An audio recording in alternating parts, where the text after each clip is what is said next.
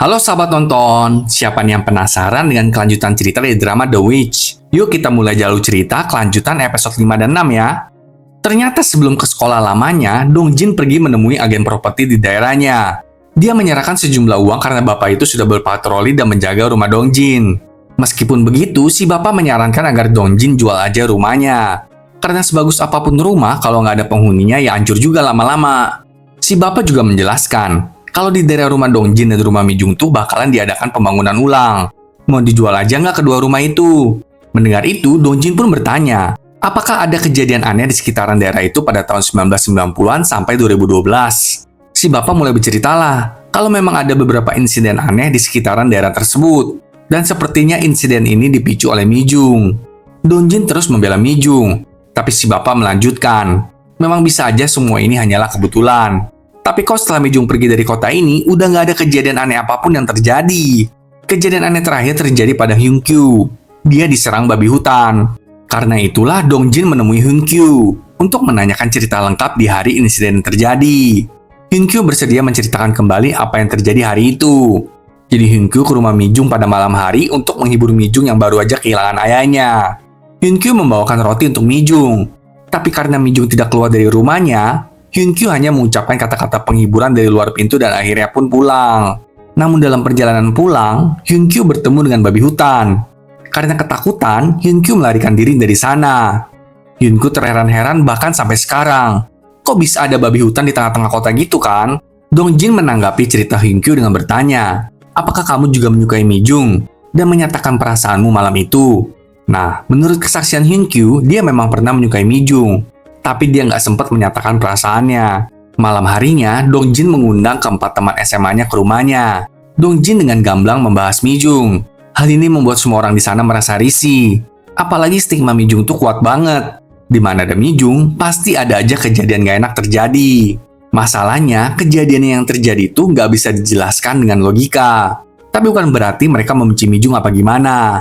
Ya, namanya manusia ya. Kadang butuh aja seseorang buat dijadikan kambing hitam. Harus ada yang salah lah intinya untuk kejadian yang nggak enak. Dan kebetulan Mi Jung selalu ada di sekitaran kejadian itu berada. Salah satu teman bertanya, kenapa sih Dong Jin masih aja membahas Mi Jung? Dong Jin berkata kalau belum lama ini dia nggak sengaja melihat Mi Jung di kereta bawah tanah. Dan ketika Dong Jin lihat kehidupannya, Mi Jung hidup seperti orang terkutuk dan bersembunyi dari manusia. Dong Jin berkata, kita mungkin udah melupakan semua yang terjadi dulu. Tapi hal itu masih berlangsung bagi Mi Jung. Mendengar itu, salah satu teman menimpali. Tapi kejadian itu kan terjadi dulu banget. Kita nggak bisa memutar waktu juga. Dong Jin membenarkan hal tersebut. Maka karena itu, dia ingin agar teman-temannya bersama Dong Jin menolong Mi Jung agar bisa hidup normal kembali. Ibaratnya memberikan kesempatan kedua untuk Mi Jung lah gitu. Temannya pun bertanya, terus apa rencana Dong Jin sekarang? Dong Jin ingin agar mereka semua mengumpulkan data kejadian dan kecelakaan yang terjadi sekitar Mi Jung. Mungkin dengan itu, Dong Jin bisa menemukan sebuah pola kecelakaan tersebut. Dong Jin berpikir, jika kita bisa memprediksi polanya, kita mungkin bisa mencegah kecelakaan malang yang akan terjadi. Karena itulah besok paginya, Dong Jin ke SMA Midong. Untung aja salah satu teman Dong Jin yang bernama Daun bekerja di sekolah tersebut. Jadi Dong Jin leluasa untuk mendapatkan semua data yang tersimpan di sekolah itu. Tentu aja, banyak banget data yang tersimpan di dalam gudang sekolah. Namun perlahan tapi pasti, Dong Jin memeriksa satu persatu dan mengumpulkan data yang dia butuhkan. Karena semua datanya masih berupa tulisan, Dong Jin mulai memindahkannya ke laptop dan menyusunnya agar lebih rapi. Dong Jin mendapati kalau pada tahun 2009 dan tahun 2013 tidak ada kecelakaan apapun di SMA Midong. Pada tahun 2010, 14 orang mengalami kecelakaan, namun tidak ada yang meninggal. Tahun 2011, 19 orang mengalami kecelakaan dan 1 orang meninggal. Tahun 2012, 5 orang mengalami kecelakaan dan 1 orang meninggal. Dengan begitu, Dong Jin menyimpulkan, kalau kecelakaan terjadi terutama dari tahun 2010 hingga 2012. Saat Mi Jung masuk ke SMA Midong, Dong Jin juga langsung membuat diagram di tembok tentang lokasi kejadian kecelakaan dan data dari para siswa yang mengalami kecelakaan tersebut. Keesokan paginya, salah satu teman Dong Jin yang bernama Hoyong menginfokan, kalau ada pria yang bernama Dohun, dia tinggal di daerah Mi Jung saat masih SD. Jadi Hoyong bertanya apa Dohun pernah mendengar tentang Mi Jung. Ternyata Dohun punya kisahnya sendiri. Akhirnya, Hoyong dan Dong Jin menemui Dohun untuk menanyakan ceritanya. Dohun lalu bercerita kalau dia memang menyukai Mi Jung saat masih SD. Hari itu, Dohun menggoda Mi Jung. Jadi Dohun memotong karet yang Mi Jung gunakan untuk lompat tali. Tapi Do-hun langsung jatuh ke lubang got dan mengalami cedera ringan. Berarti Do-hun ini adalah teman sekampung Mi-jung. Dia menyukai Mi-jung namun tidak sempat menyatakan perasaannya. Setelah itu, Dong-jin pergi sendirian untuk menemui korban lainnya. Dia adalah seorang pria yang bernama Hong-mo. Hong-mo bercerita, suatu malam dia mendatangi rumah Mi-jung dan memberikannya sebuket cupa-cup gitu. Namun saat Hong-mo bersepeda pulang, dia tertabrak mobil. Hong-mo bahkan gak menyangka dia bisa cedera begitu. Berarti Hong-mo pernah menyukai Mi-jung saat masih SMP. Dia menemui Mi-jung selama 10 menit, lalu berakhir dirawat di rumah sakit selama 7 minggu. Kemudian Dong-jin pergi menemui Jusung.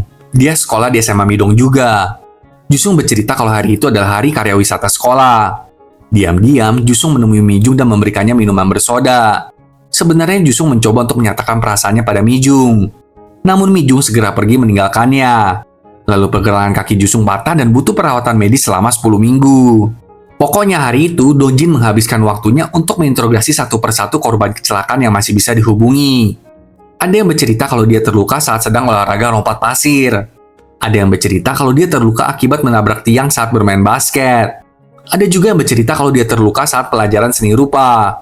Bahkan ada yang bercerita kalau dia terluka saat sedang menari. Akhirnya nih, berdasarkan data yang Dong-jin teliti berhari-hari, Dong-jin menemukan pola yang sama.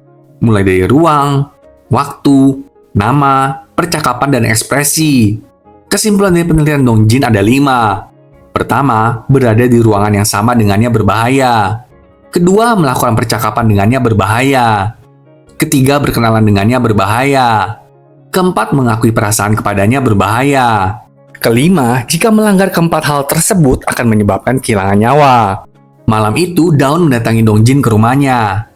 Dia melihat diagram dan penelitian yang Dong-jin lakukan berhari-hari ini. Dan lalu bercerita kalau setelah Mi-jung keluar dari sekolah, Daun merasa bersalah kepada Mi-jung. Jadi dulu saat mereka SMA, Daun melihat salah satu siswa yang dia sukai bernama Ik-jong menyatakan perasaannya kepada Mi-jung. Karena itulah Daun sangat cemburu dan membenci Mi-jung. Daun bahkan mulai menyebarkan rumor kalau Mi-jung adalah seorang penyihir. Daun lalu meminta tolong kepada Dong-jin. Jika suatu hari Dong-jin bertemu dengan Mi-jung, sampaikan permintaan maaf Daun kepada Mi-jung. Namun Dong-jin berharap agar suatu hari Daun siap untuk meminta maaf sendiri kepada Mi-jung. Daun juga berkata kalau Ik-jong tuh satu universitas yang sama dengan Mi-jung. Jadi keesokan harinya, Dong-jin menemui Ik-jong untuk mendapatkan pernyataannya. Gimana gitu saat Mi-jung kuliah dulu. Tapi sayangnya, Ik-jong berkata kalau Mi-jung gak menyelesaikan kuliahnya dan keluar begitu aja.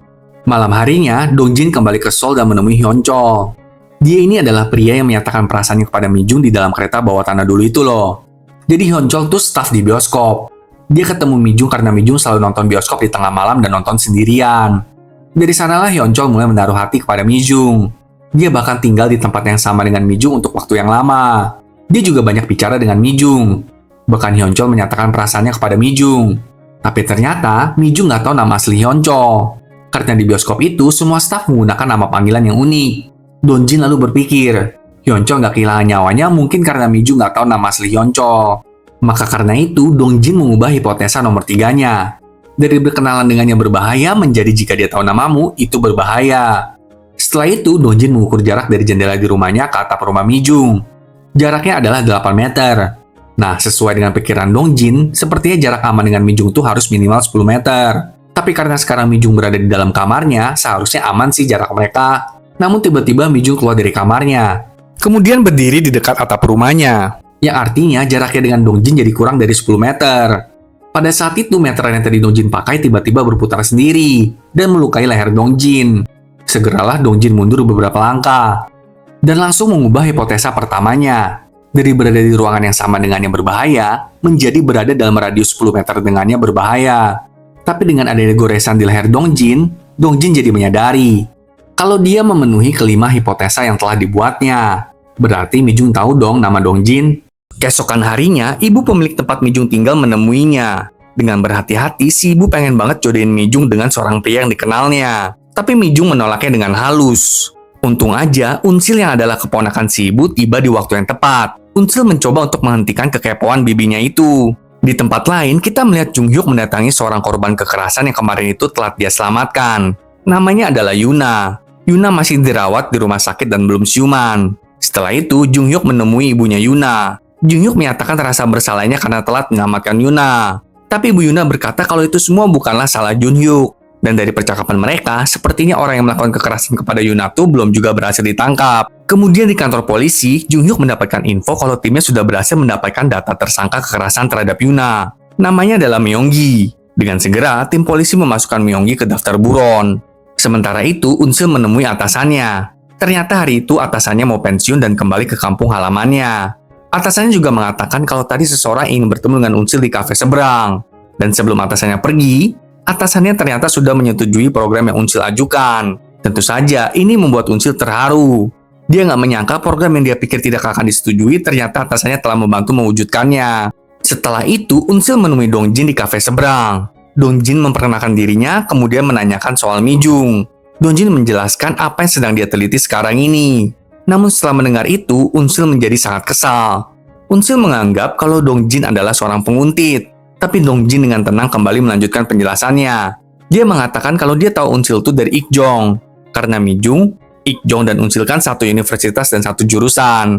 Dongjin menjelaskan kalau dirinya, Ikjong dan Mijung itu dulunya satu SMA. Dongjin lalu menunjukkan data yang telah dianalisis tentang kejadian kecelakaan di sekitar Mijung kepada Unsil. Dengan perlahan, Unsil membaca seluruh data tersebut dan membaca 5 kesimpulan akhir dari laporan itu.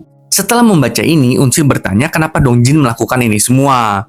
Dongjin berkata kalau hanya ingin mengembalikan kehidupan yang normal untuk Mijung. Karena mendengar jawaban yang ingin didengarnya, akhirnya Unsil mulai membuka diri. Dia mengatakan kalau dia juga ingin agar Mijung hidup normal juga. Tapi sepertinya dia nggak bisa membantu Mijung. Dan berharap kalau Dongjin lah orang yang akhirnya bisa membantu Mijung. Unsil bertanya, jadi apa yang bisa aku bantu? Dongjin hanya ingin agar Unsil menceritakan semua tentang Mijung. Jadi kita kembali ke kilas balik saat Mijung dan Unsil masih kuliah. Ketika itu, Unsil ketua BEM dan dia kakak kelas Mijung. Setelah Unsil selesai berpidato, Unsil memperhatikan Mijung. Mijung tuh selalu berpakaian gelap agar tidak menonjol. Tapi entah mengapa, auranya tuh selalu menarik perhatian kaum jantan. Unsil juga menegaskan kalau Mijung tuh menarik perhatiannya. Kayak seolah-olah mereka sudah kenal lama.